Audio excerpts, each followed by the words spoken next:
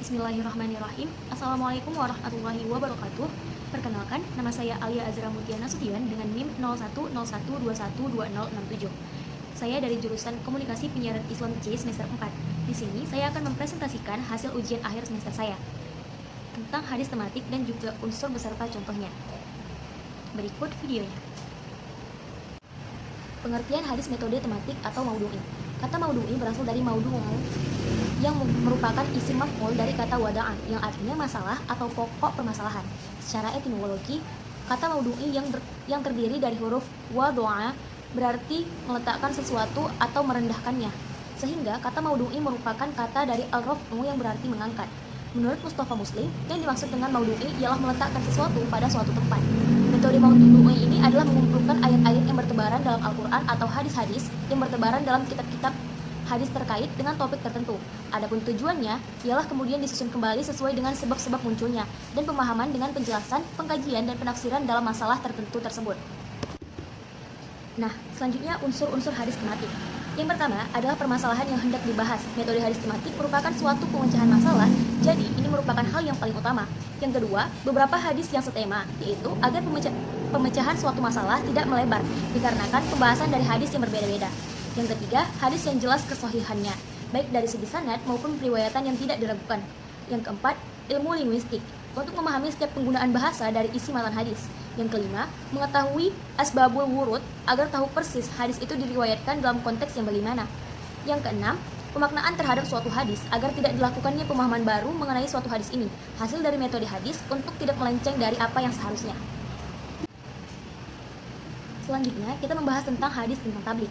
Yang bunyi hadisnya ialah balighu anni walau ayah, yang artinya sampaikanlah atau tabligh kabar dariku meskipun hanya sebuah ayat. Hadis riwayat Bukhari. Kandungan hadisnya, Nabi SAW memerintahkan untuk menyampaikan perkara agama dari beliau karena Allah Subhanahu wa taala telah menjadikan agama ini sebagai satu-satunya agama bagi manusia dan jin. Yang artinya, pada hari ini telah kusempurnakan bagimu agamamu dan telah kusempurnakan bagimu nikmatku dan telah aku ridhoi Islam sebagai agama bagimu. Quran surah Al-Maidah ayat 3. Tentang sabda beliau, sampaikanlah dariku walau hanya satu ayat. Al-Ma'afi An-Nahrawani mengatakan, hal ini agar setiap orang yang mendengar suatu perkara dari Nabi SAW bersegera untuk menyampaikannya meskipun hanya satu ayat.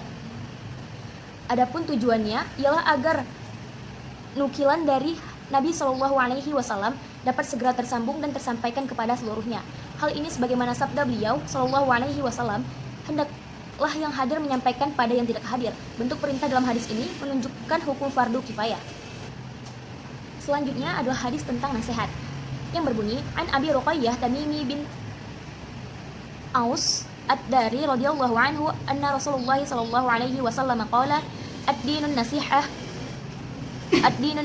qulna liman ya Rasulullah qala lillahi wa li kitabihi wa li rasulih wa li imami al-muslimina wa amatihim. Rawahu Muslim. Yang artinya dari Abu Ruqayyah yakni Tamim bin Aus ad-Dari radhiyallahu anhu, sesungguhnya Nabi SAW bersabda, agama itu adalah nasihat. Kami para sahabat bertanya, untuk siapa ya Rasulullah? Beliau menjawab, bagi Allah, bagi Rasulnya, bagi kitabnya, serta pemimpin-pemimpin umat Islam dan juga bagi orang Islam umumnya. Hadis riwayat Muslim. Dari hadis ini seakan-akan Nabi SAW mengatakan bahwa seluruh agama adalah nasihat.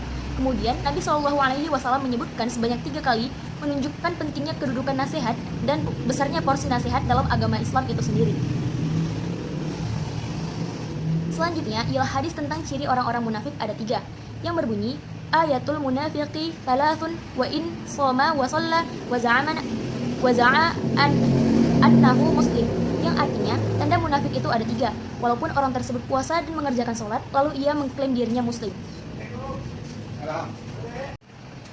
Selanjutnya, hadis tentang ciri orang munafik ada 3, yang berbunyi min alamatil munafiqi thalathatu idza haddatsa kadzaba wa idza wa'ada akhlafa wa idza tumina khana, yang artinya di antara tanda orang munafik ada 3, jika ia berbicara ia berdusta, jika ia berjanji ia tidak menepati, dan jika diberikan amanat ia akan berkhianat.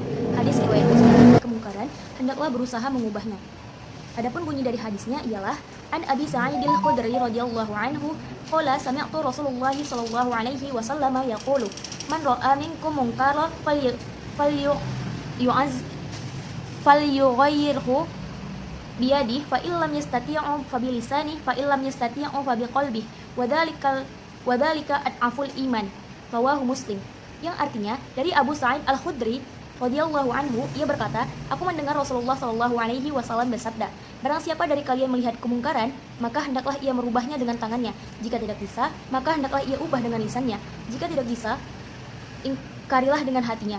Dan itu merupakan selemah-lemahnya tanda iman. Hadis riwayat Muslim nomor 49. Nah, maksud hadis ini ialah jika seseorang tidak mampu mengubah kemungkaran dengan tangan, hendak ia mengubah dengan lisan. Jika tidak bisa dengan lisan, maka ubahlah dengan hati.